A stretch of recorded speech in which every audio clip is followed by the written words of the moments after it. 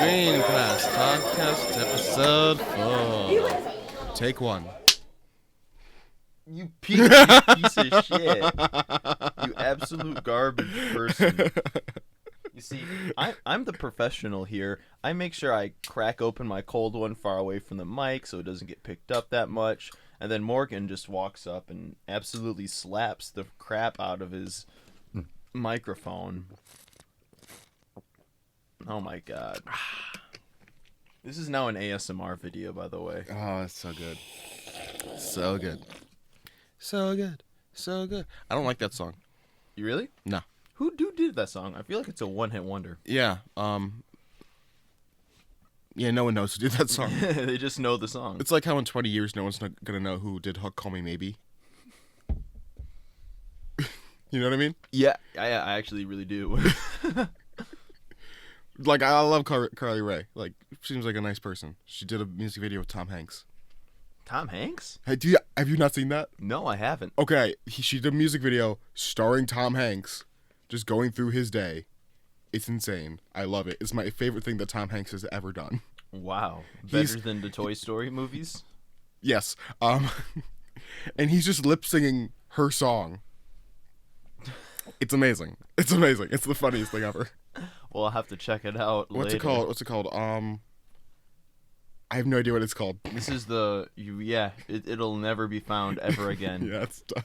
Heard now on the Between Class podcast. So yeah, let's talk about... What did you do this week, Morgan? You did a lot more than I did. I think a little bit. Okay, so I watched a couple things. I watched the Star Wars trailer, which we'll talk about later. Yep. In the news section. That's news. It is news. It's big news. Big news. Big news. Biggest news. Hey. People love Star Wars.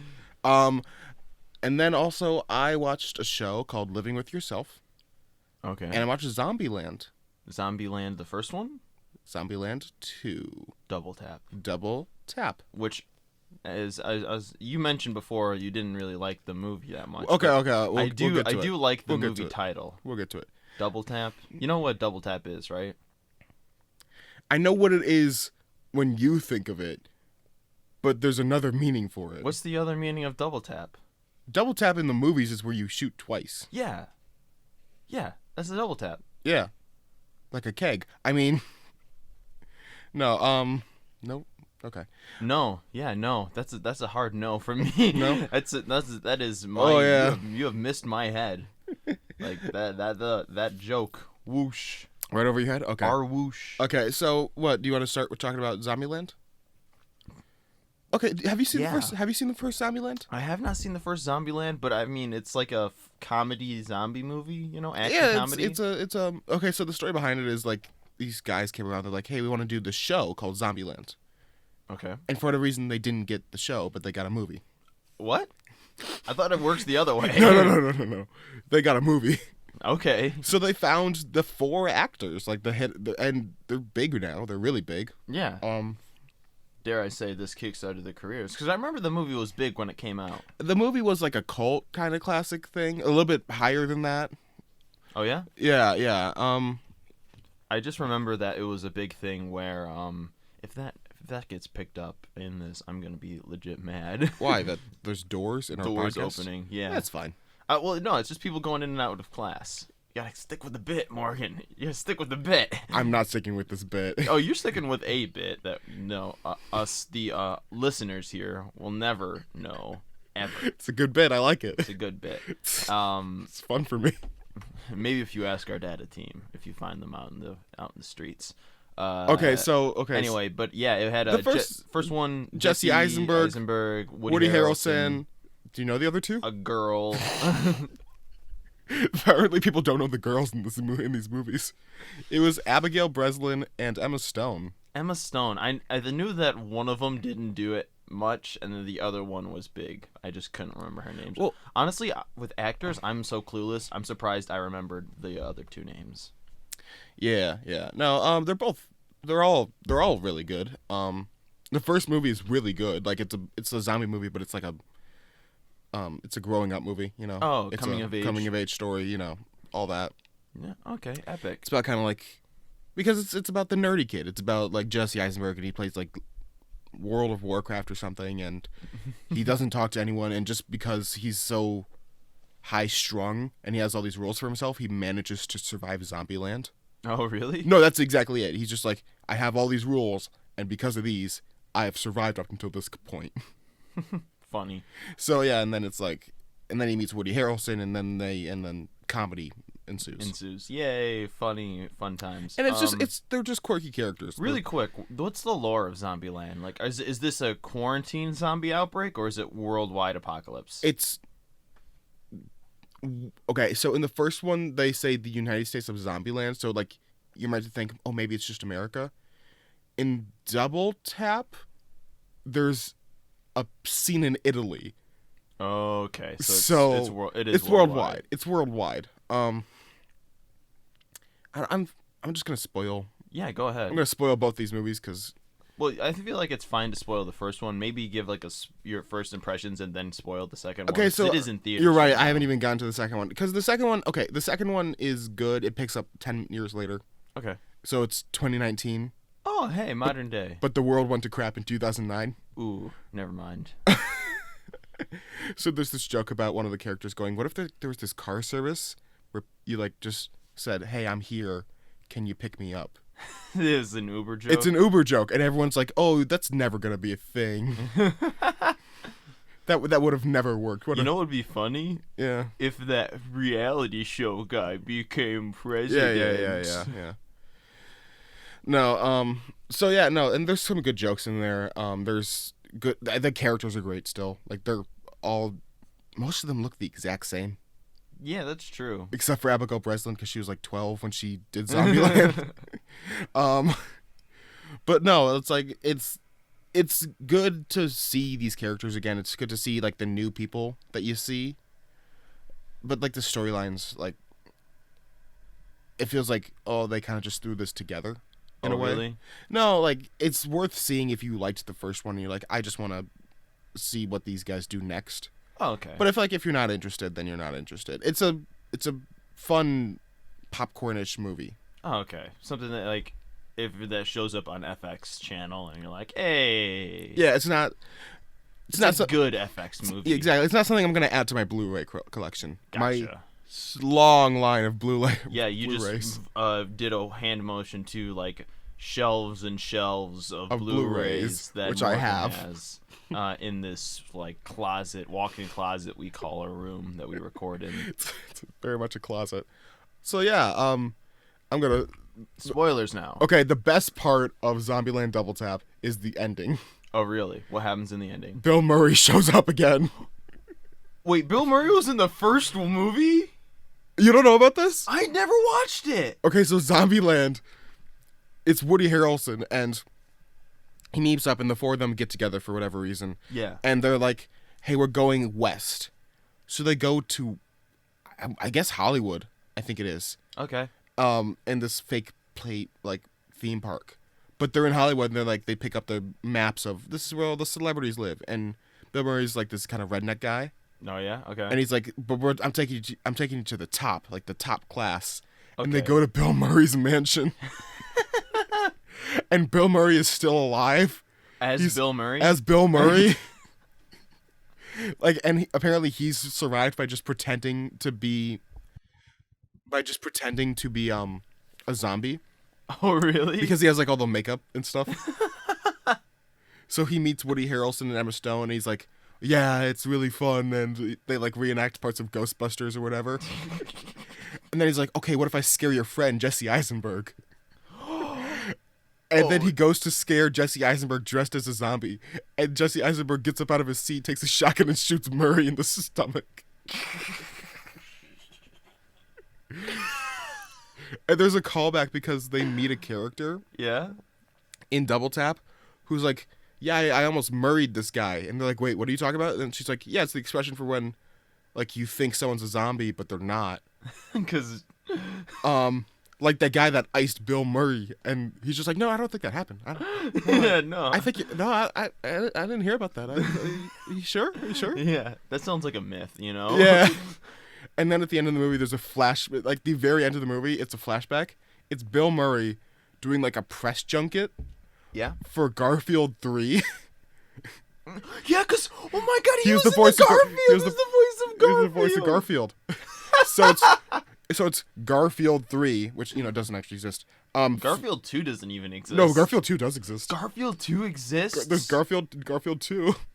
Oh my god. So it's Garfield 3, Flabby Tabby. And he's doing a press junket, and he's obviously hating it. And then he has an interview with Al Roker. And Al Roker turns into a zombie in the middle of the interview. And he has to hit Al Roker with one of those metal folding chairs. Like WWE Yeah. style. Dude, I feel like I need to watch this movie Dude, now. It's pretty funny. I was watching it with Caitlin, our friend. Yeah, we have a friend Named Caitlin. Our other producer. She hated it. And I turned to her, I'm like, this movie was like a 5 out of 10. Now it's a 10 out of 10. Because then it just shows him going around like, I guess this like building, just hitting people with like things and plates. Just Bill Murray being like, they put him in a set and they were like, so here's your motivation. You're in a zombie apocalypse, but you're also Bill Murray. It's so good. And he's like, okay, and it's just golden. So good. He's just hitting people and like, it's so good. Oh my god! And also there's a couple other good jokes in there. Sounds like a funny movie. It's a fun, like I said, it's a fun popcorn movie. Like 6.5. I'd You don't say- like to put numbers on things. I don't like to put numbers on say. It's a popcorn movie. It's a popcorn movie. Popcorn in my mind is like 6, 5, 7, low 7. It's around there. There's a monster truck. There's a. Is it the graveyard or the graveyard digger or whatever the heck that one is? It's not that one. Oh. No, there's a monster truck.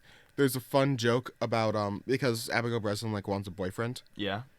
because she's the younger kid and she Yeah. her sister has Jesse Eisenberg, the best man ever. Yeah, he's known for great roles like Lex Luthor in. I haven't seen it. I Justice still haven't League. seen it. No, Good. it's not in. He is in Justice League Yeah, he's Lex Luthor. for 5 seconds.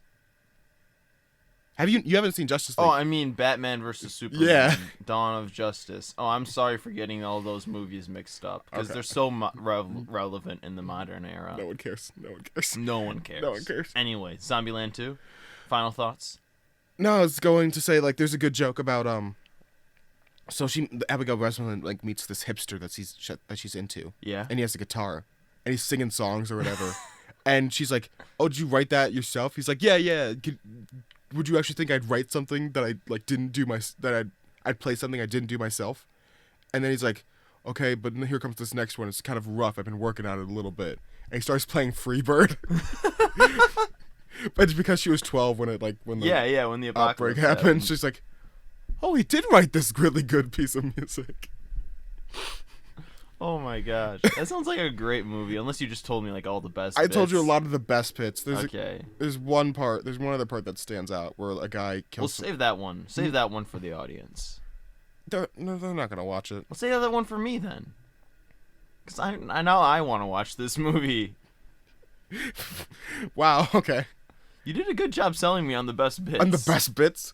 It's like the trailer. It's the best bits. Oh really? There's one really really good action sequence. Oh yeah. Like where there's two. It's just 2 guys and 2 zombies.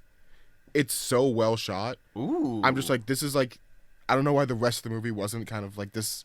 Well, it's probably because it costs a little bit. It does cost a little. You can tell. A little bit. Yeah, you can. A little bit of money. You can like see the cuts in there and stuff, but like it's very smooth. Ooh, the dimes falling out of the screen. Yeah, but you can see like it's very Matthew Vaughn-esque. Mm. You know, like Kingsman. I love that style of action. I legitimately do. I feel like it was overdone in some of the Kingsman It was sequences. overdone in the second one, but in the first one, it was perfect. Yeah. In the second one, spoilers for the second Kingsman movie, when they throw the guy in the meat grinder, it's just like, Yeah. Okay. Anyway. So what'd you do this week? I spent most of my week watching Breaking Bad because there's a movie now. It's Breaking Bad, the movie. Yeah, we talked about it. El Camino. Is El Camino the Yeah, it's El Camino. I like to think it's Breaking Bad, the movie El Camino, No, because that would be a way better title.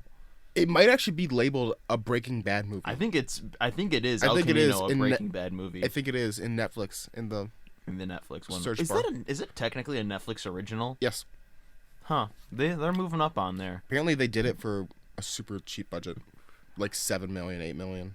Whew. They're making their money back on that, but Well, no, you're not really because Netflix model. You're getting so many new subscribers though. People would 100% subscribe to Netflix for El Camino only. You're not wrong. Exactly. No, Anyway. because so what happened was they took the people working on Better Call Saul, like all the camera work and Yeah, like, you crew. told me that. Yeah, it's good. Yeah, but we're not gonna be able to talk about it because I haven't watched Breaking Bad. Dude, my mother has watched the movie. How have you not seen El Camino? I haven't watched Breaking Bad. I need to watch Breaking Bad before I need to watch El Camino. I never thought I would be in this position because it's like 6 years since the end of Breaking Bad, 2013, and they release a movie for it. And I never watched Breaking Bad because it was always like before my like era when I was interested in like high art. Like when I was 13, I was like a Minecraft boy. You still are a Minecraft boy. No, I haven't played Minecraft in a while. I haven't relapsed. It's been a month. A month is a while for you. Yeah, it's a 12th of a year. Okay. So where are you at right now? All right, I'm at the end of season 3. Literally episode 12 out of 13 of season 3, and then I have 2 more seasons to go. I'm determined to finish it by the next week so we can talk about El Camino on the podcast, so look forward to that. You heard it here first, so now I have to do it. I just have a couple of things about Breaking Bad that I want to mention right now. Mm-hmm. One, way cheaper than I ever thought it was.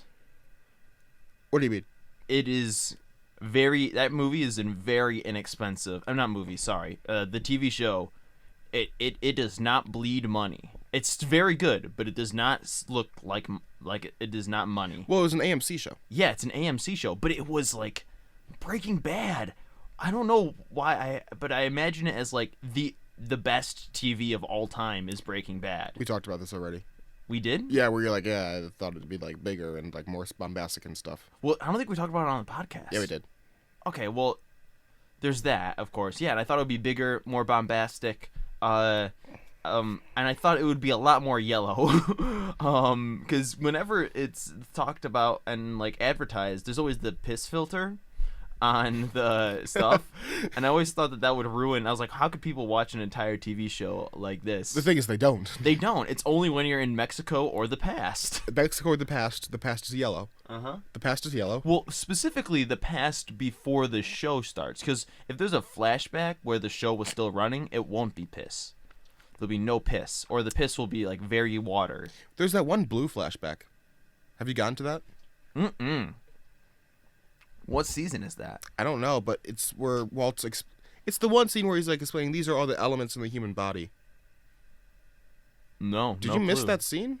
Well, it was probably like a while back when I watched that, because I haven't. Okay, what happened is El Camino came out, and I was like, all right, now it's time to watch Breaking Bad. I started watching Breaking Bad a while ago, And then you kind of just... and then I just fell off of it because like, I was watching it before I go to bed, and Breaking Bad is not a show you want to watch before you go to bed, because then you just like feel like shit because every character in that show is a terrible human being. Except for Jesse. Jesse's their one Lord and Savior. I don't know. Jesse's done some messed up shit, but Yeah. like he's a good guy. He's a good drug. He's the drug dealer with the heart of gold. Okay. So like what's standing out to you in the show plot wise? Plot wise, how family focused and family, like, this is a drama. It is 100% a drama that this show is. It's a family drama. It's a father-son-ish drama. And what I'm actually excited about to get watching now is that I was never in on the, oh, is his family gonna find out? That was never that intriguing to me. Because in my mind, it's always a thing where it's like they're going to find out eventually. It's more of my what the reaction is now, and now that I've gotten spoilers for Breaking Bad, seasons 1 to 3, now that I've gotten to the point where the family has found out, and like Skylar in particular is starting to join in and wants to join in and start helping, because there's that dynamic, because she discovers white collar crime and turns the other eye at her job. Yeah, she's a bookkeeper. Yeah, she's a bookie for Bennigan's Manufacturing, whatever the hell. Yeah, Bennigan's. Yeah, the the now defunct food chain. The food chain. I love it. It's good. Headquartered in New Mexico. Anyway, she's a bookkeeper, and she was there was always that like white collar crime. Yeah. Blue collar crime. Blue but tish. I feel like that's like the whole blue collar crime, blue meth thing. I feel like that's a legit. I don't think it is. I feel like that was intended with I don't think it is. With the blue meth. I really don't think it is. All right. I think Vince Gilligan got into like some chemistry, and he started talking to like chemists. He's like, "What if it was like a different color?" And they were like, "Oh no, that's a thing. That's a thing. You could use methylamine." I'm like, yeah, and it'll be blue. It'll be blue. Like breaking and like DLZ starts playing. Well, his head. Do you know his original pitch for the show? What's his original pitch? No, he wanted to turn Mr. Rogers into Scarface. Mm. That's his original pitch. That's his log line or whatever. Yeah, well, I feel that Walt was never Mr. Rogers, but you don't think he was Mr. Rogers at the start? No, his whole thing is pride. That's Walt's fatal flaw already. Oh, I can see it. Of course, like he's not like Mr. Rogers, like the ultimate beacon of good, but he's Mr. Rogers in that he's like he's a family man. He's just trying to take care of his family, and he's working like teaching, which is an honest living. After falling from grace. I mean, not in New Mexico. No. Okay, but it's an honest living. The profession of teaching, which is like what he picked up after he could have been a millionaire, like a multi-millionaire, and he walked out. Well, I always saw it as,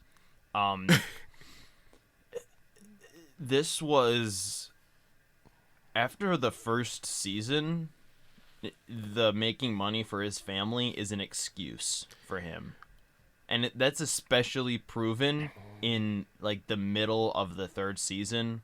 When they finds out, and then he gets the job with Gus, because like the reason he goes in is because Jesse starts making his thing.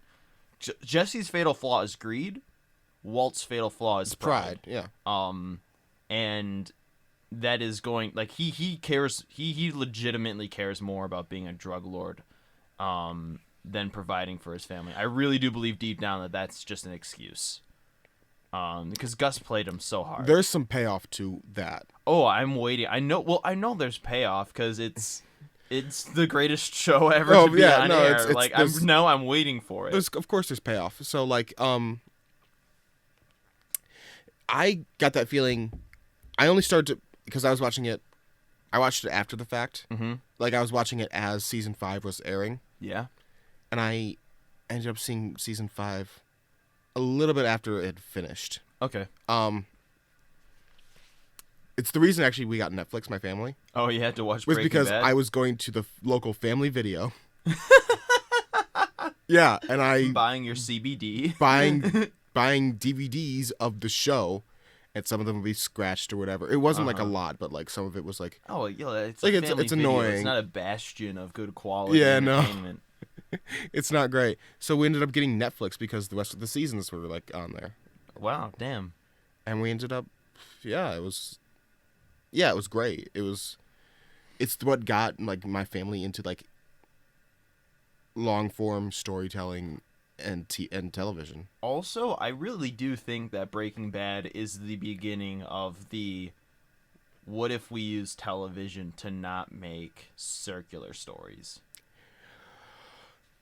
Because it's the one, it's not the first one that did it, but it's the most successful one that did it, and it's one of the first. 2008 was a time period of, like, what if we did TV and we did drama where, like, the stories progressed and showed evolution more? Because TV for the longest time in comedies and dramas is... circular. You always bring it back to the status quo. Seinfeld. Yeah. Nothing ever changes. Nothing. Well, that's the difference of there's never any change.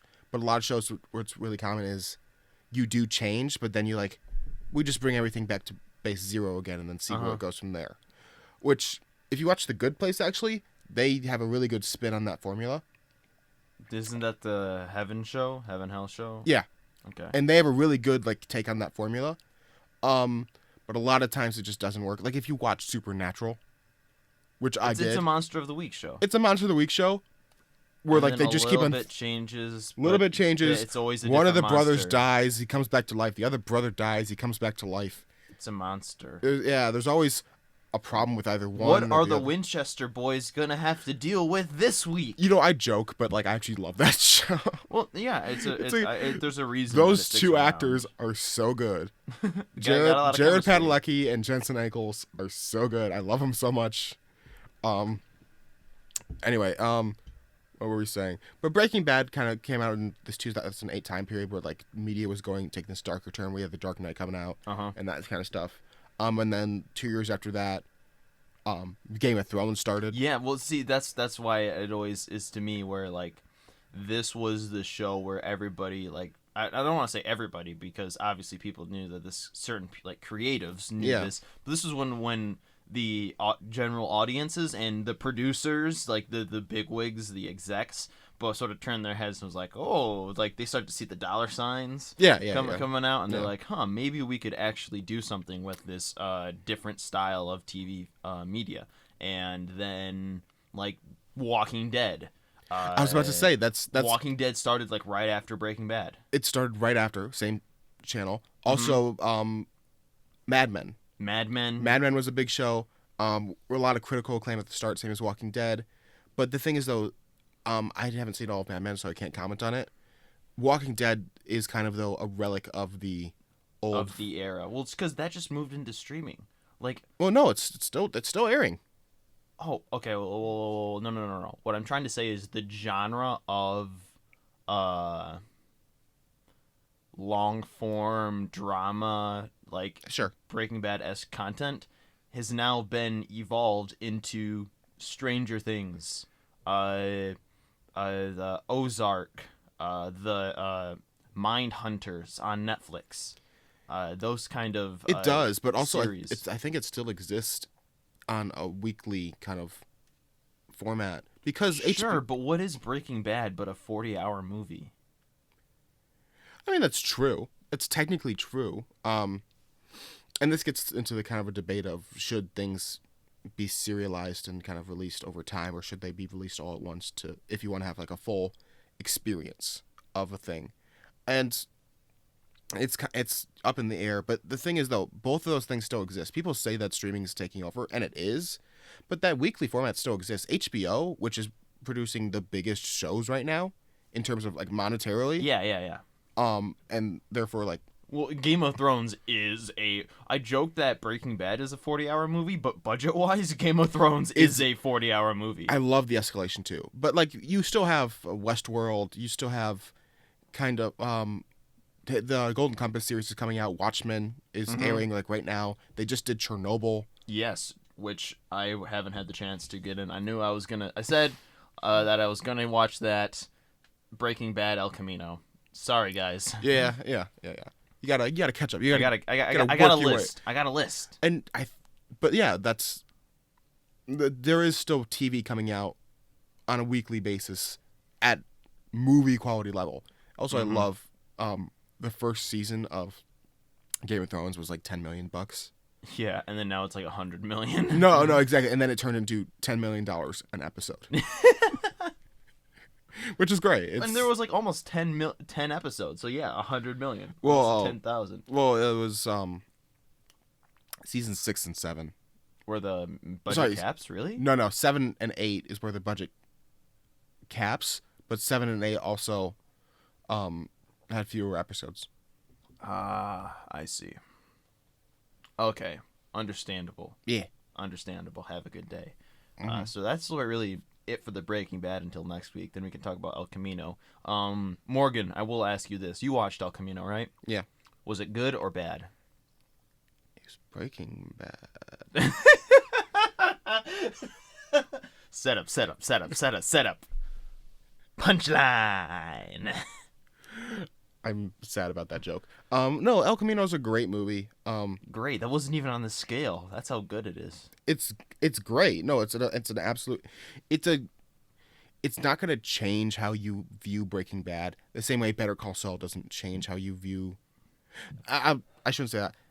Better Call Saul is a supplemental piece. Yeah, it's a supplemental. Same way El Camino is. It's an extension on the story that you already know and are familiar with. It doesn't change too much of what you think of the ending because it doesn't really comment on that. Mm-hmm. It's just like it's more of like this is the next step. Finish and fleshing out these characters. Well, it's tie up some loose ends. Well, it's for because the way I see it is that it's for because you've actually watched it. I've seen it. You haven't. Yeah, I want to see. But the way I see it is that he was like Vince Gilligan, and you mentioned this. Vince Gilligan said, there's a couple of things that I left open with Jesse Pinkman, character-wise, like in his development. I want to finish that up, and that's what the movie attempts to do. Kinda, yeah. And you're seeing in season 3 certain things that he's finishing up in El Camino. Really? Yes. I don't want to tell you what it is. Now I'm extra excited. Yeah, I know, right? Yeah. Okay. No, it's that. It goes that far back. So yeah, it's awesome. It's a great piece, and if you want to know my mother's take, she did not like it. She didn't like it? She didn't like it, and then I watched it with her again, and she's like, she said the first half was good, and the second half she didn't enjoy as much. I kind of see that because the first half is a dark comedy. Like in the most horrifying of ways. Okay, the darkest of comedies. The darkest of comedies, if you look at it like through that lens. In the same way that a tragedy is a comedy. Yeah, exactly. It's like, holy crap, I can't believe it. And then the second half is kind of like a slow, kind of, not meander, but kind of like a build into like that old Breaking Bad, like, it's kind of slow. And then at the very end, it's ramped up all the way to the top. To be like, oh my God, how did they get to this place? How did they get into this situation? How are they getting out of it? Yeah. All right. Well, now I'm super hyped. Like, if we didn't have a podcast to finish, I'd probably be watching Breaking Bad right now. But I guess I did one other thing this week to sort of finish up on the Breaking Bad. I started Max Payne 2. Mm-hmm. Yeah. And I haven't finished it yet. I would say I'm a little under halfway through it. Not too long of a game, but it takes everything good. So there was one level in Max Payne that was really, really good, and that was a level where you fought your way through a parking lot, like a multi-level parking space. And the reason that level was so good, all right. Morgan is playing with a rubber band right now, so if you hear like a snapping sound that peaks, then it is because the rubber band broke or Morgan screwed up. So just letting you guys know that. Anyway, a huge multi-level parking lot, and the whole of Max Payne 2 is that. It is wide open spaces with plenty of room to maneuver. Yeah. They really... Because they didn't know. I really do feel like Remedy didn't know what was going on. Like, they sort of didn't know the beast they had made with Max Payne. Yeah. And so now that in Max Payne 2 they did. It's pre-Matrix bullet time. Well, yeah, 100%. And he does the spin. So when you reload in bullet time in Max Payne 2, he does this awesome spin where like he drops the current clip or magazine or whatever. I'm not that much of a gun nut. And then he throws the other one up in the air and he spins around and it clicks in, and it's like, it's very Matrix. Ooh, it's very Matrix. Very Matrix. It's like Matrix, but it was, instead of green, it's yellow. It is piss. Instead of it being like Monster, it's pee. Yeah. Mountain Dew, it's pee. So very, very good, fun game. See, I would never. This is a sort of a knock on Max Payne 1, but I was never intending to play Max Payne 1 on higher difficulties. I'm probably going to play Max Payne 2 on higher difficulties because that's how much fun it is to play Max Payne 2 in comparison. Graphically, it's a lot better. There's titties in it. Morgan was there when the titties came across because I was shouting like, "Oh my God, there's titties in this." Yeah, but it's like game. it's early video games where it's Yeah, like so- they look like triangles. Well, it's not that early, but you can still see the edges of the polygon. It's more of like you're looking at dodecahedrons.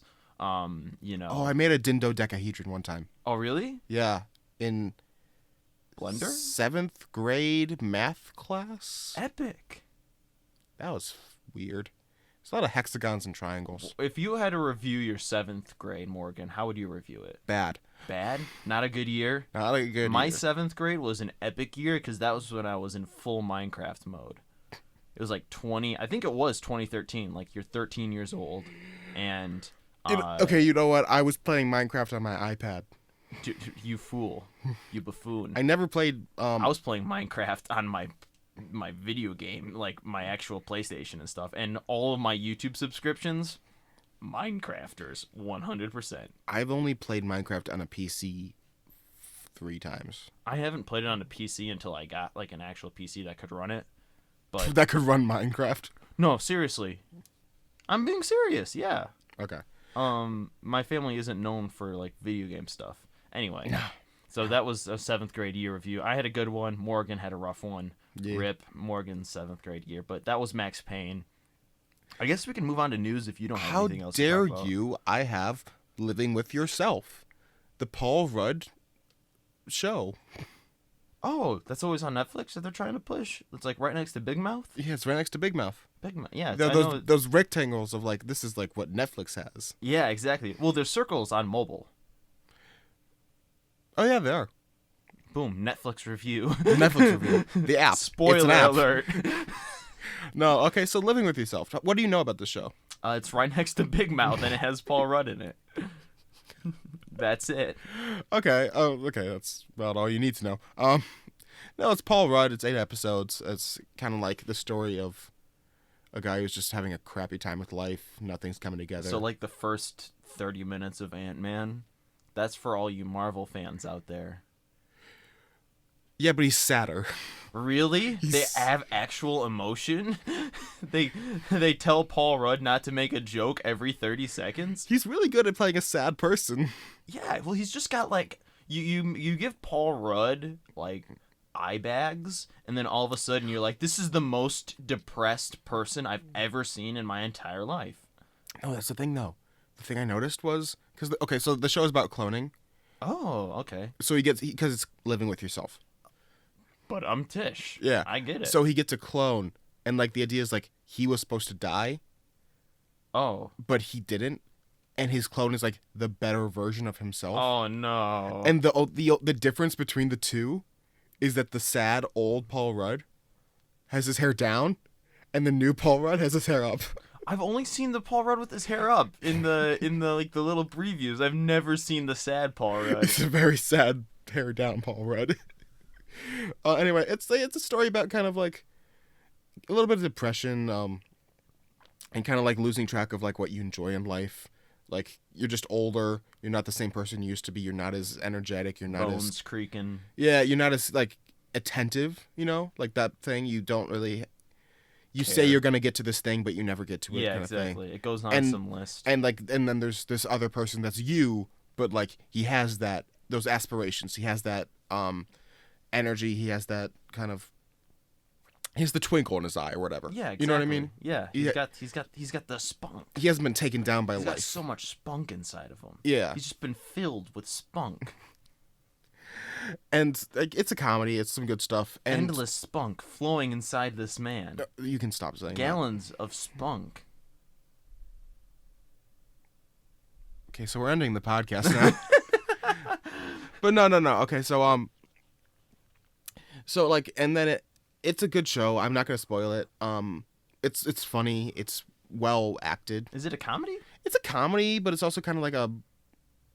Dramedy? It's a drama-ish about like just moving on through your life Okay. and kind of growing up and being a better person, being a better partner. I'm not in love with the ending, but that's like my only critique. Oh, okay. I feel like it wraps up a little bit Is too the quick. end? Oh, too quick? Too quick. It's just Alright. too quick, and it feels like a couple things could have been fleshed out more. Gotcha.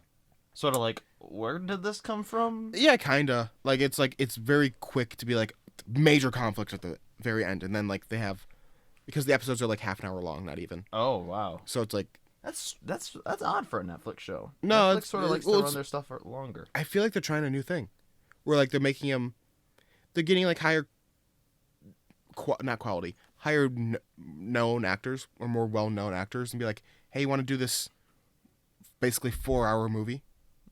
Well, because it's 8 episodes. It's 8 episodes, half an hour each. Yeah. So it's like it's close. It's like it's like 4-hour movie, and then they're done. Yeah. And it's like it's Maybe come back for a second. maybe not a come third. back, maybe don't. Like they could, like they leave it open, but I don't know if they will. And Yeah. I'd be okay. It's a different model, and I'm interested to see what else kind of happens with it. Maybe it was just like this one project, or maybe not. Does sad Paul Rudd say like shit, and then happy Paul Rudd is like language, and then like the love interest is like, I see this as an absolute win. A little bit of that. There's Oh my God, not there's- like that joke, but like there's a little bit. By the way, that's a joke stolen from our new data team members, Glenn and Josh. So, shout outs to them. Okay, so I didn't want to tell you this like, What? on air, but we can't. I'm running out of money. We can't really afford the data team. Don't worry, I got a new producer. Okay, now we can move into news though. News. All right. So we do have, there's some news. Some stuff's been popping off over the week, and I'm gonna start. We did a new system because if you couldn't already tell, I'm more of a video game kind of guy, and Morgan's more of like a movie TV kind of guy. Don't pigeonhole me. Okay. What are you? What kind of guy are you, Morgan? I'm an everything kind of guy. You're an everything kind of guy. Yeah, I like an everything bagel You like an everything bagel. with schmeal, maybe Schmeal? maybe some onion, some tomato. Some tomato. Rub some salt on it. Salt? Ew, that's gross. Who puts salt in tomato? Let me make you a bagel, and you're gonna. I don't like bagels. They're too hard. When I want to bite something with carby, I want it to be like, I don't want it to be that resistant. I'm sorry. Who doesn't like bagels? You don't like bagels? It's just not my favorite carb. It's like, it's too much. I'm gonna make you a bagel that you're gonna like. Yeah, well, I don't. All right, I never said that I refuse to enjoy a bagel. I just said that it's not my favorite carb. You're pigeonholing me now. Okay. News, real quick. All Just right, do it. news. Not real quick, bro. Come on. Where are we at? We're about halfway through the podcast, homie. And then we got emails. Do you forget we have an email? I did forget we have an email. Oh yeah, go ahead and email us at Morgan. Do you remember what the email is?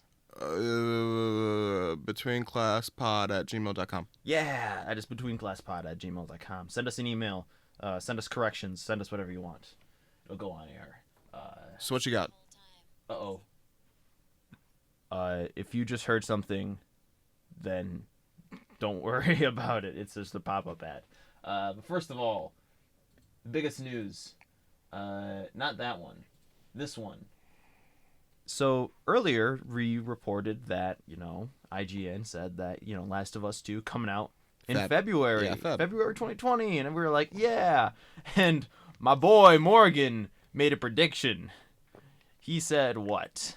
I said it was probably gonna get delayed. And guess what? It got delayed. It got delayed till May 2020. We were thinking maybe, he was thinking out loud, and he said that maybe that the plan was to make it a PS5 launch title, and that wouldn't blow my mind away.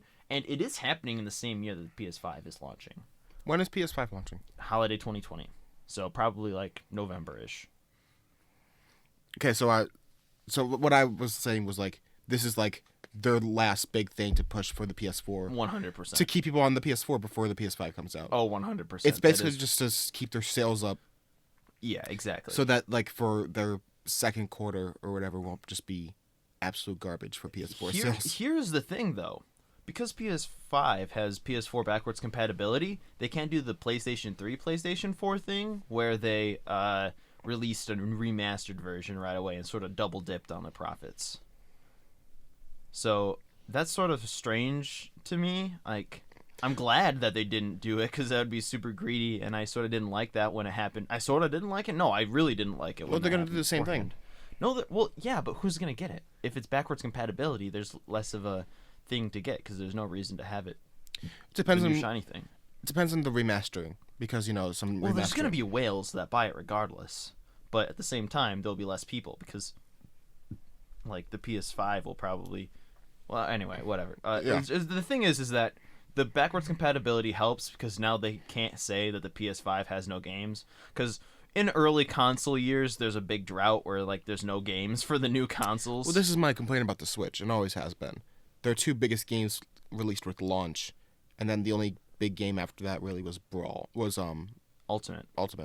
I mean, but I mean, there's party games. There's smaller ebb and flows. But like what the big AAA titles that everyone's like, if you have a Switch, you need these games. They're Ultimate, Super Smash Bros. Ultimate, Odyssey, Wild. And Breath of the Wild. Yeah. But hey, they got Bayonetta 3 and Metroid Prime 4 are gonna be really big. Pretty sure Metroid Prime 4 just got like basically scrapped or something. No, it happened like a year ago. Not a year ago. I want to say like spring 2019. They restarted development on it. Yeah, which is fine. But it's still gonna come out in the Switch's lifetime. Bayonetta 3 has been like silenced since it's been announced. Right now, the Switch is coasting on smaller titles that explode, like Astral Chain. Astral Chain. They are buying certain things. Sonya's Hellblade, Sonya's Sacrifice, or whatever. Yeah. Sacrifice. Yeah. There was that Fire Emblem Three Houses. Yeah, Fire Emblem 3. That was actually a big thing. A lot of people bought that game. A lot of people did buy that thing. Big.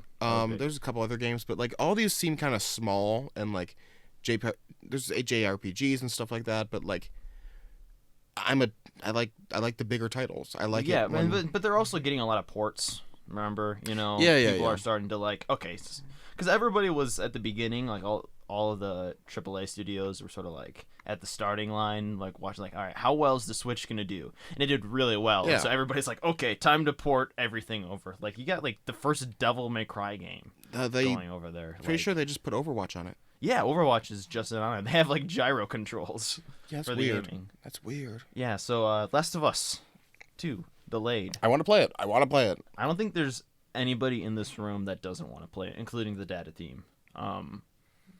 So, okay. You do not like our data team. I don't like how much money they want. Don't worry, dude. I have them on a whip and chain, dude. They are like not getting any money out of me. Okay. A producer.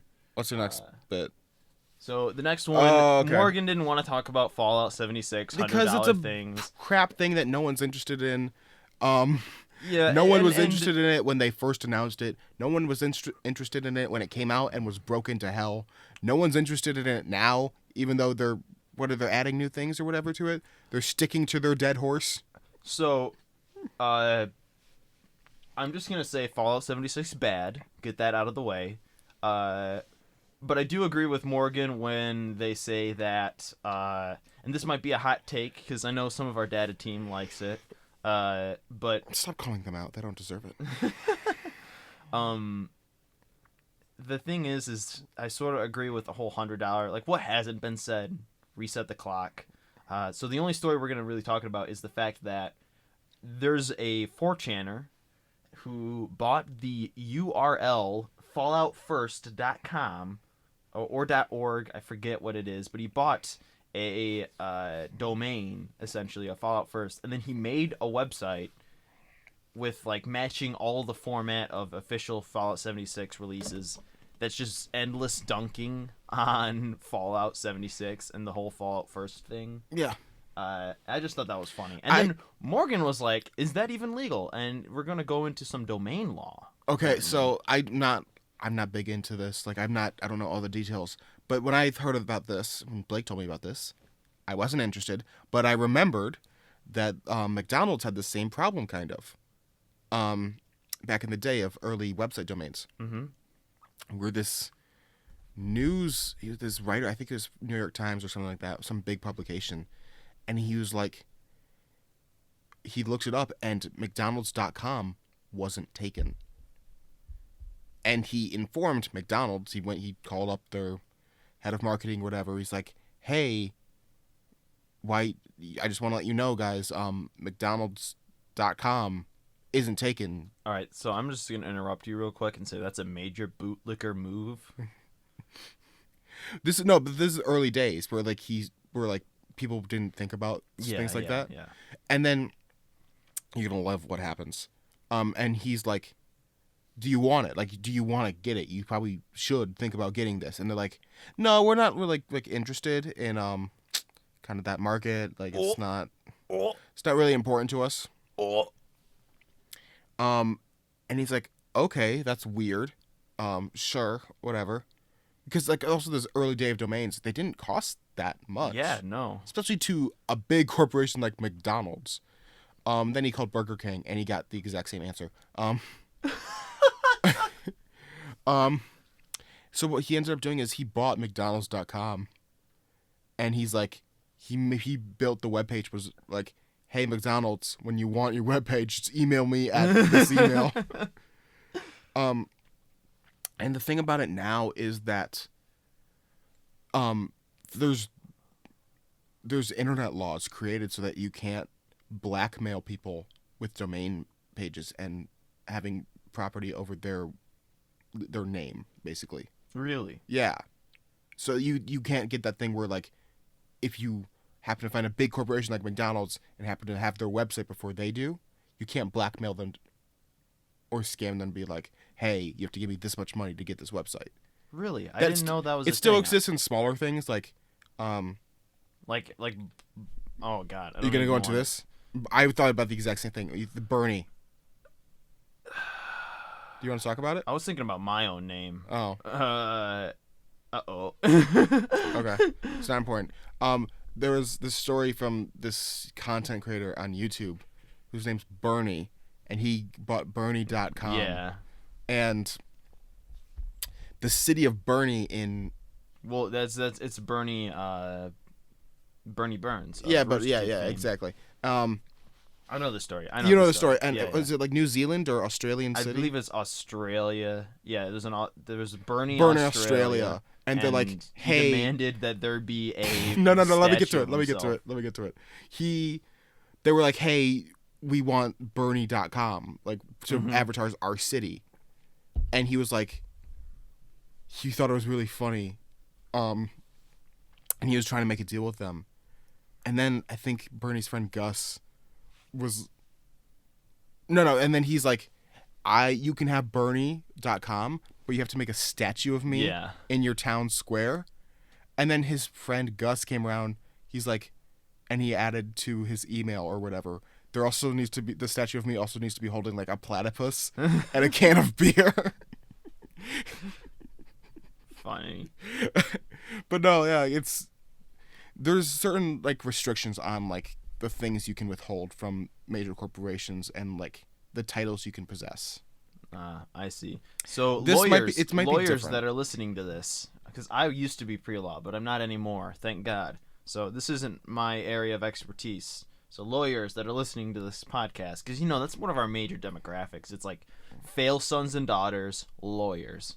Go ahead and send us an email at betweenclasspod@gmail.com and let us know what's up with domains, because we're very interested in that, aren't we? Mm-hmm. We'll do a whole episode on domains. It's an informal cast. No. It'll be a class. It won't be between class. It'll be during class, and we'll do it we'll make an educational. Make an educational podcast? Yeah. No. Okay.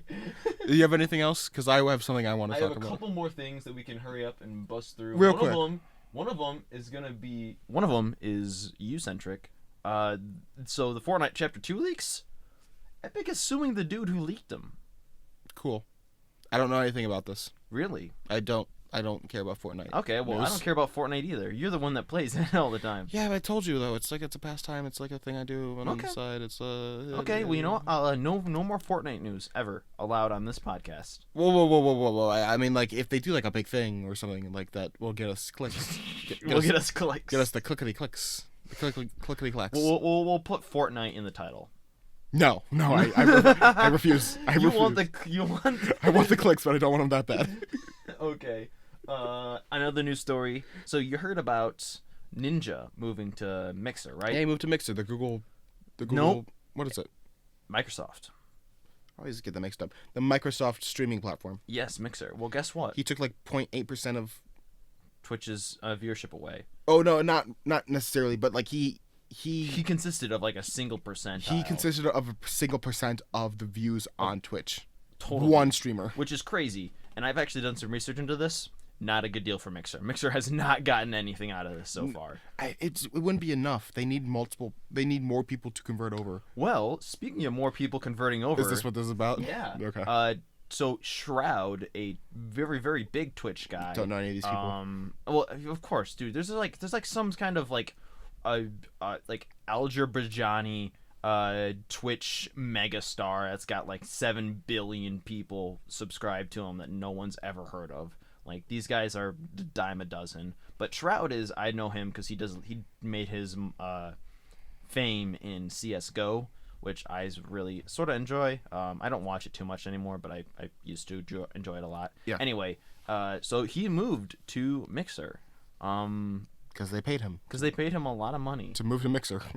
So, yeah, that's sort of So interesting. this is Mixer making its move to try and gather up its market as much as it can. Definitely, which is very interesting. I wonder if there's ever going to be a esports war between Mixer and Twitch, because Shroud was an esports guy.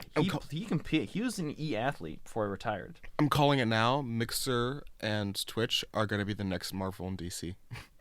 Well, which is Marvel, which is DC? Because I have opinions on that. We'll have to wait and find out. I feel right now, after doing a lot of research into it, Twitch is Marvel, and Mixer is like Zack Snyder DC. Not Joker DC. Zack Snyder DC. So bad or not as bad? God awful. They're not performing well. Mixer is not doing well. So that's it. One last story in the gameoverse that I found. I mean, less boring story. I guess so. Ubisoft delays Watch Dogs? a ton of stuff. Like, okay. Every 2020 release, I feel was delayed. Watch Dogs Legion, the new Gods and Monsters, and Rainbow Six Quarantine, all delayed. That's so weird. Okay. A lot of delays happening. No, I do think it has anything to do with the new consoles. Not much I want to say about this. Okay. But what it's is there, if they're delaying everything, it's not because all of them are still in delayed production, right? Is it? Yeah, it can't be this. There's production hiccups in every single title. It must just be like a marketing thing. Like, it has to be. I don't know. Okay, but I know like they put a lot of effort into the upcoming Watch Dogs with the whatever new system they did. We'll see how much effort they put into it when it comes out. Exactly, because their whole thing is like, oh, you can play as anyone. Everyone has like a history and works for DedSec or something. I'm like, could mean so many things. It could mean that you did like a whole thing with a bunch of like models and backgrounds and mapping and kind of like procedurally generated things to make this all work and flow together. Or it could mean you hit a couple buttons and went, okay, this is our big advertising push. Yeah, it's either you put a lot of effort into it or you allowed characters to switch their model. Yeah, exactly. That's exactly it. So yeah, there's that, which is Watch Dogs Legion is going to be interesting. Yeah. When it comes out. You played a little bit of Watch Dogs 2, because you had it. Yeah. It didn't feel good. It's a game that doesn't feel polished. It's 6. It's a 6. It's the most 6 out of 10 game I've ever played. Well, it's something where it's like it has a progression system, but it's very like It's useless progression. It's very and like the movement itself isn't fluid in a way that you want to. Like, I played Assassin's Creed. Especially the early Assassin's Creed. Yeah. It has that movement to it. Like, it's a little. Yeah, it's got a little groove. It's a little janky at sometimes, but like if you have control over your character. Mm-hmm. In the ways you want to, and it's pretty well defined what you can and can't move through and on and around. Yeah. Watch Dogs 2 doesn't really have that. Well, my problem with Watch Dogs 2 is that you play it for an hour and you're like, man, this is the whole game. I can't wait. Yeah, this is the whole to game. Continue to evolve this gameplay cycle. And then you play it for 5 more hours and you're like, man, God damn it, I Morgan. hit the table. God damn it, Morgan. Literally, I changed the desk partly so you don't hit it as much, and then you just go whack-a-mole like freaking Mario with a hammer on this, Hammer Bro style. Uh-huh. Yeah. Anyway, You get one whack. I get one whack per episode. this is making me mad. This is making me as a producer, I'm furious right now, Morgan. I'm furious with you. What about as a roommate? As a roommate, I enjoy your company. Wow, how nice. How nice. You want me to talk about all your amazing virtues? Because I can, but that might have to go into more revealing information, which I know you do not want to reveal here. Want to keep your private? You see, you're one of those talent guys that like very divided. Like you have a face, and then you have your private life. Yeah. And that's you. You're very secluded. You're like Bill Murray in Zombieland.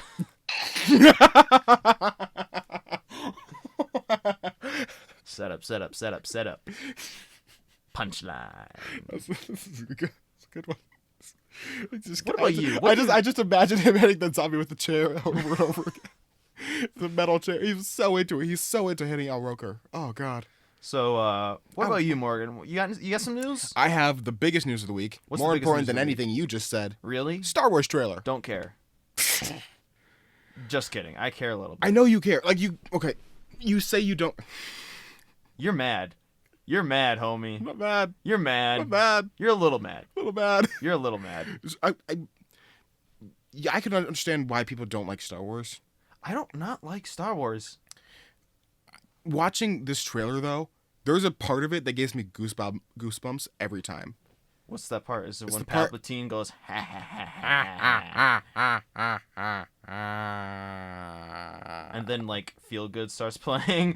Dun, dun, that was pretty good. That's pretty good, right? No, it's where the C-3PO's like, I want to see my friends one last time or whatever. And then C-3PO's gonna die. He's not gonna die. And then the music kicks in. The new music kicks in, because like, if you watch that trailer from that point on, it's like, this is the essence of Star Wars right there. Yeah, it's space fantasy. No, it's relationships. It's people. It's the connections. It's about family. It's about something. It's about your friends and the people you meet along the way. And that's the essence of Star Wars to me. And it nails that in the trailer, at least. And that was something I felt was kind of lost in the middle chapter of right now. 100%. Episode 8, Episode 7, you mean? No, episode 7 I think was there perfectly. Yeah. You were right. I was thinking about episode it wrong 7 one. comments on the lack of relationships in a super interesting way, and how these new relationships are forming. Episode 8 kind of tears that down a little bit, which I don't love. And episode 9 feels like it's going to be the continuation of what JJ started. As much as people might not like JJ Abrams, I think he's a great filmmaker, and he had something to say with episode 7, and feel like he has something he wants to say with episode 9. Star Wars is an extremely contentious topic, and I want to save a Star Wars podcast for when this movie comes out. I'd love to do that. And we're 100%. That is going to happen. We're going to make it happen no matter what. And we're just going to talk about Star Wars as past, current, future, probably more than an hour and a half if we're going to do the movie as well. But that's sometime in the future. I just want to say this. Do you want to do them all at once? We'll do two. We'll do prequels. That'll be the fun one. Well, yeah. Oh, yeah. That'll be great. We'll do a prequel cast. Yeah. We'll do an original trilogy cast. We'll do the spin-off cast. And then we'll do... No, spin-off cast. Spin-off cast, which will be a short one. Short one, very short. And then we'll do a, We'll do a whole Star Wars series, because... and then we won't have to talk about Star Wars ever again. I'll still talk about it. Well, yeah, a little bit. But, here's my thing with Star Wars. When I was watching Episode 8... You fell asleep? No, I really... Caitlin fell asleep. She told me yesterday. She fell asleep watching Star Wars Episode 8. I'm like, I don't blame you. Yeah. I fell asleep the second time I watched it. Well, in theaters. I really... It's really easy to win me over for movies, like I said earlier in this podcast. Yeah. So I came out thinking it was one of the best Star Wars movies ever. And I realize now that, and after a few weeks, I realized that that's because it felt because it was going to destroy Star Wars. Yeah, it was a dissection of Star Wars. Yeah, and that's why realized why I liked it is because I never would have to see Star Wars again with that movie because it destroyed my interest in Star Wars. That was the. But and so I spent more time. Let me finish. Let me finish this. No, please. Okay. All right, I'll give you $1. Yeah. No, don't give me $1. I don't want $1. The reason I loved Star Wars so much is pure nostalgia. Sure. Because when you're a kid and you watch the original trilogy and you watch the prequels, even the prequels as a kid, you skip the political bits and you just watch the laser fights. So and true. It's like It's so true. it is magic. It is genuine magic. And I really do feel like the reason I loved Star Wars so much is because it's nostalgia. So that's why I'm not interested in Star Wars anymore. I realize that I don't have that same attachment to the movie. The attachment I have to Star Wars is attachment that I have to the time of when I watched Star Wars. Like, I used to build pillow forts. I would used to watch Episode 2, the Hoth Battle, and I would build pillow forts and pretend I'm with the rebels fighting the Empire on screen while the movie played. Yeah. Like, that is something that I wish would exist in modern day, that childhood innocence. So that's why I'm not that much into Star Wars anymore. It's because I realized that my love for Star Wars is less of a love for the actual Star and Wars and more a love of the time that I was like a little kid and loved, had the ability to love unabashedly. I understand that. I really do. That's my Star Wars bit. Exactly. Like, that's exactly. And I want to say that that's not a critique of the films at all. That's just my personal Star Wars journey. Yeah. See, I kind of have a similar-ish thing. My dad introduced me to Star Wars or whatever, even though he's more of a Star Trek guy. They both have Star in the name. What's the difference? I can feel your power growing if I said that. Pointy ears, I think. Yeah, you're right. There's space elves. There's more it's pointy hilarious. ears in Star Trek. It's hilarious that there's space elves in Star Trek, the actual sci-fi, and not space elves in the space fantasy. Yes, that is true. But no, like I consider myself to be pretty good about managing nostalgia. Yeah. For one, there's not many things I have nostalgia for. I don't have nostalgia for the prequels. I look back at those and I think, because when I watch those movies, I think a lot of kids have this, where you have an opinions on movies, but you don't know those opinions. You don't know how to articulate. So you have feelings about movies, but you don't know what that translates into. Mm-hmm. So whenever I watched Star Wars, like the prequels, because those are the DVDs that were more readily available. Yeah, exactly. It's like, yeah, I watched it, but like every time I'm like, this is boring, and you're just waiting for that end shooty bit. Bits. Well, it's the same thing with Home Alone. Let's be honest. Home Alone's not a great movie, and you're always just waiting for the end of Home Alone. I thought the no, sorry. Let me rephrase. We only had Home Alone 2. Oh. So every time I watched Home Alone 2, you'd skip to the ending. You'd just wait for the ending of Home Alone 2. Understandable. Where like all the bricks are falling and the fire's going off, and he's going down the slide. Having multiple. they're getting like electrocuted. There's a scene in Home Alone 2 where he gets electrocuted, and there's a frame where you just see his skeleton. Mm-hmm. Like, it's insane. I think that's in Home Alone 1 too. It might be in Home Alone 1 too. I'm pretty sure those movies line Home up Alone like cast. Yeah. Home Alone cast. There's like 6 movies. DVD. Oh, they're still making them, baby. Anyway. Okay, so so Star Wars though is like it's something where I feel like I can look at it and be like, I like this because it's good, and I like this, or I like this because it's nostalgia, or I don't like this because it's just bad. And episode 7 is kind of the greatest example of that.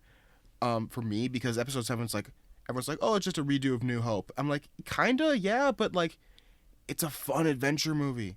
It's a fun going through space. Nothing wrong with emulating something that's extremely good as long as it's only emulated once. Well, he emulated it twice. He made A New Hope twice. J.J. Abrams made A New Hope twice. He didn't make A New Hope. What was the second A New Hope?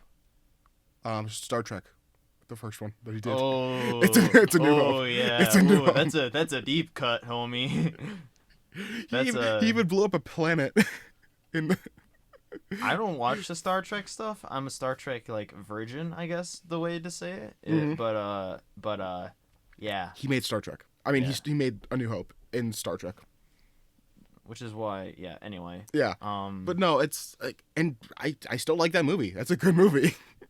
The first Star Trek movie that he did was a really good movie. Well, those are some words. I know some people. No. That would draw their katanas upon hearing. Let's be honest. Into Darkness isn't that great.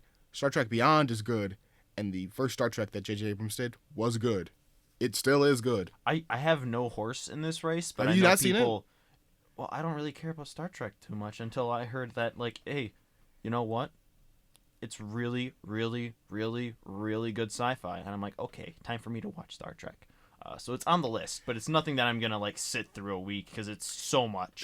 There's so many. There's 4 or 5 TV shows. I know. So each of them has so many seasons.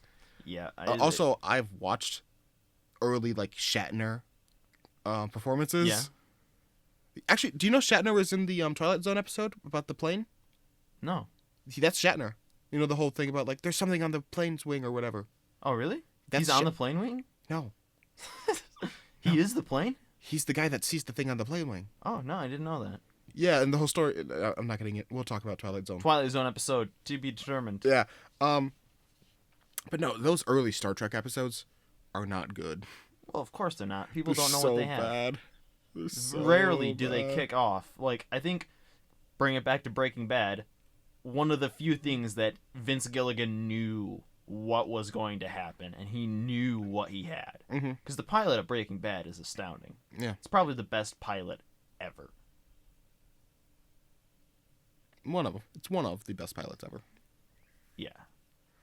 Anyway, so Star Wars talk, because I'm all Star Wars. No, I don't like talking about Star Wars because it's an endless pit. It's an endless pit. You can talk about any aspect of it. You can talk about the storytelling, the marketing, the creatives behind it, the kind of wheelings and dealings, the laws, and it's almost like it's a cultural phenomenon. It is a cultural phenomenon. You can talk about how it relates to American culture, how it relates to world culture, how it relates to all people's self-expression, and how they relate to other people.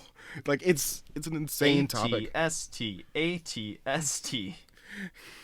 No. Okay, so anyway, anything you want to say about the Star Wars trailer, Morgan? I haven't seen it because I don't watch trailers anymore. Okay, I'll just break down a couple things. Break it down. There's a couple interesting kind of tidbits, things you see in there. You see that the rebellion has kind of gotten a lot of ships and people together. Again, since the last movie, where it was one ship. Well, it makes no sense to end episode 8 the way they did. Yeah. As the middle chapter in a movie. Mm-hmm. It's yeah. Exactly. You know what I'm talking about? Yeah, I know. We'll talk about the episode. We'll talk about it later. Talk about it later. But you see, they've managed to scrounge up forces in whatever way. You see Rose, who, didn't she die? No, she didn't. She kissed Finn, and then they went off to the bunker together. See, this is how little I care about episode 8. That actress got so much heat for playing that character. Yeah, it does suck that when you play a poorly written character, you're blamed for it. Yeah. I think she acted well, but she wasn't given enough. Given her material, yeah. Yeah, no, she wasn't given a lot of endearing scenes that make you like her character, and I think she got bullied and whatever. Well, I mean, what's new? I know, but anyway, I just feel really episode bad. 8 cast. Yeah, exactly. You see the hood of the Emperor. I'm pretty sure. I think he's gonna be a force. Epic. I think you see you see his chair, whatever. Based off early designs in Star Wars of Emperor's chair. Emperor's chair, pretty dope. Pretty dope looking chair. It's got good spikes. chair. It's got spikes on it. Yeah. Would rate 8 out of 10 for chairs. What else? For chairs? No, not for chairs. You see Kylo Ren. You see Finn.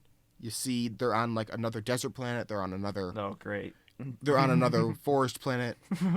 Well, it's like Minecraft. You're just exploring all the biomes.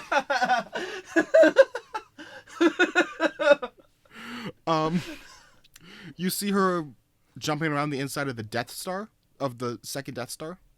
Yeah, the one that fell, right? The one that I remember fell? There. I have seen the first trailer. You saw the first teaser trailer. Yeah. Yeah. Much to my own displeasure. It kind of looks a lot like it's a callback to what she did when you first saw her in episode 7. Yeah, when she was jumping around.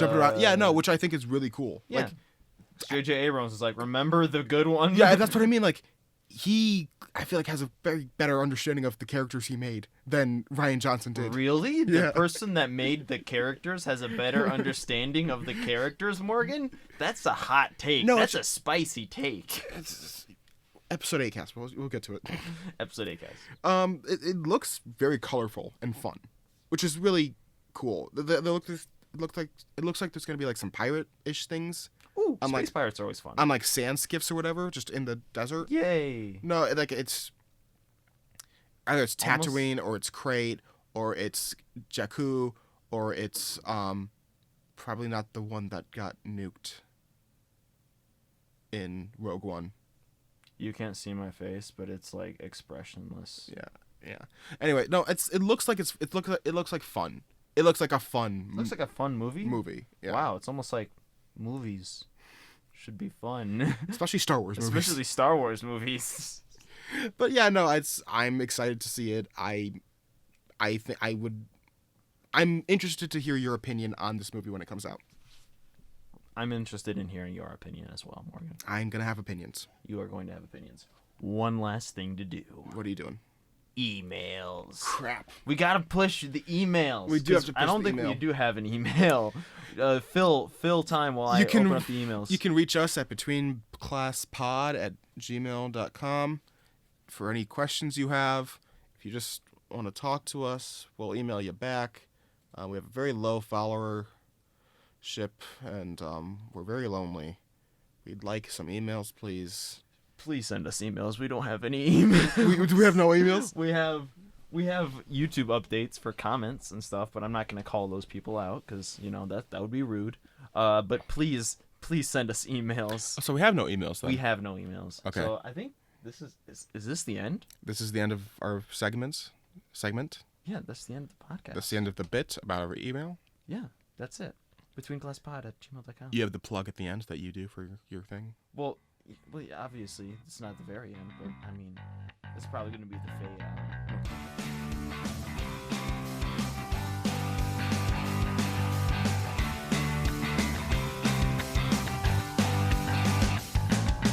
Blake here. You just listened to the Between Class podcast, and I hope you had a good time. You can support us by liking this video, subscribing to our channel, clicking that little bell icon so you get notified when we upload, and showing your friends. So go ahead, have a great week, and I'll see you between class.